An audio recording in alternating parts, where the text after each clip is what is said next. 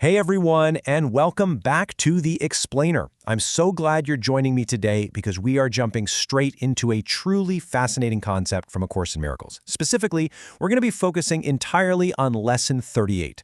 Whether you know this material like the back of your hand or you're encountering it for the very first time, my goal today is to break this exact lesson down so the core message is crystal clear. We're going to map out the philosophy, the real-world applications, and the exact daily exercises the text lays out for us.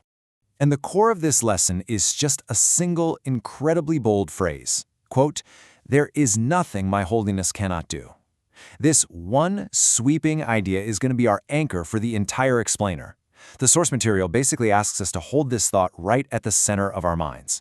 I mean, it sounds intense, right? Nothing my holiness cannot do. It feels so absolute. But to really grasp what the text is getting at here, we have to unpack what it means by holiness and why it claims this power is so completely limitless. Okay, let's dive into this. Usually, we're all playing by what the text calls the laws of the world. You know, the strict rules of time, space, physical distance, human limits. If you run into a problem, you normally try to fix it using those worldly rules. But according to the lesson, your inner holiness actually reverses all of those worldly laws. It's completely beyond every restriction and is totally unlimited in its power. Why? Well, the source explains that your holiness establishes you as a son of God, at one with the mind of your Creator. It's this unbroken, direct connection to ultimate power, which means earthly limits just literally do not apply to it. So when we accept that premise, we arrive at some really massive promises. The text states that through your holiness, the power of God is actually made manifest and available. And because of that connection, your holiness can literally remove all pain, end all sorrow, and solve all problems. Now, if we translate that spiritual language into our everyday reality, what it's telling us is that tapping into this profound, untouchable inner peace has the very practical ability to completely eradicate our mental and emotional suffering. There's no worldly problem so big that this interconnection can't dissolve the anxiety around it. Now, the source introduces a really fascinating logical loop here. It makes this philosophical point. Because you are holy, absolutely everything God created is holy too, and all things are holy because you are. It's this perfect, continuous circle of unity. The text says we make no distinctions because, well, there are no distinctions. This is absolutely crucial to understanding the lesson. The holiness inside you isn't some special VIP pass just for you. It's a shared reality with all of creation. And because of that shared reality, your power operates equally across the board. Your holiness has the exact same power to help you as it does to save anyone else. The text is very explicit about this. It is equal in its power to help anyone. You know, in our daily lives, we constantly categorize our problems, right? We think, okay, my career stress is my problem, but my friend's health issue is their problem.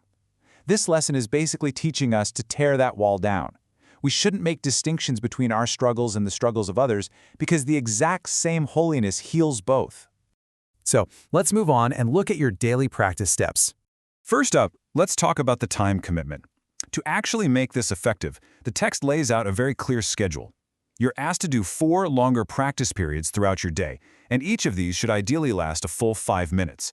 Then, on top of those 4 main sessions, you're also instructed to make frequent, shorter applications of the idea as you just go about your normal routine. It's really all about building that consistent habit of bringing your mind back to this core truth. So what are we actually doing during those 5-minute sessions? Let's walk right through it. First, you repeat the idea. There is nothing my holiness cannot do. Second, you close your eyes to block out the world. Third, you search your mind for any sense of loss or unhappiness. Don't try to censor it. Just find whatever is causing you suffering. And fourth, you apply the phrase specifically to what you found. And remember, the text reminds us to make as little distinction as possible between a situation that's difficult for you and one that's difficult for someone else. You want to identify the situation and the name of the person involved and get totally specific. To help with this, the source gives us a specific, fill-in-the-blank mantra to use. When a problem directly involves you and another person, you say, "In the situation involving name, in which I see myself, there is nothing that my holiness cannot do." You just drop the person's name right into that blank.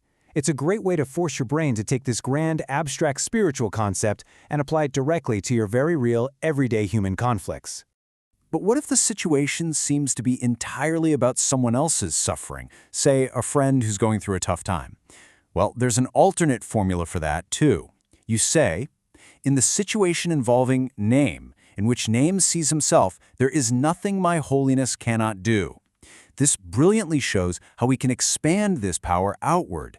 You are literally extending your inherent power to dissolve their worldly problems, acting on that promise that there is zero distinction between you and them. Now, you're not locked into just those exact words. The source material is actually pretty flexible and encourages you to make the practice your own. One allowed variation they give is, "There is nothing my holiness cannot do because the power of God lies in it."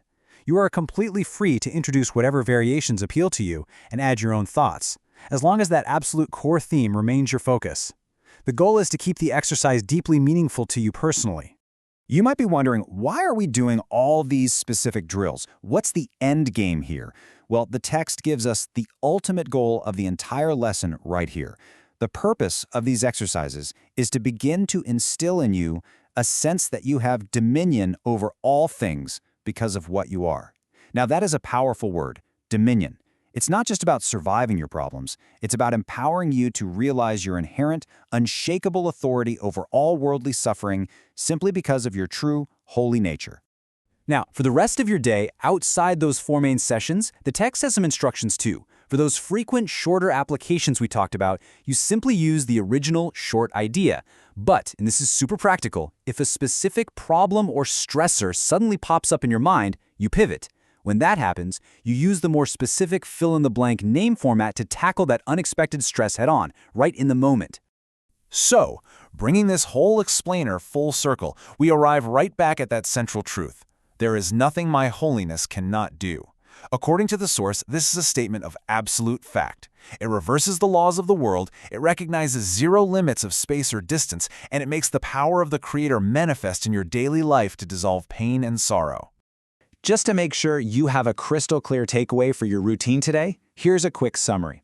4 times today, sit down for a full 5 minutes to do that deep mental search and apply the specific phrases. And then, frequently throughout your day, just remind yourself of the core idea in quick, short bursts.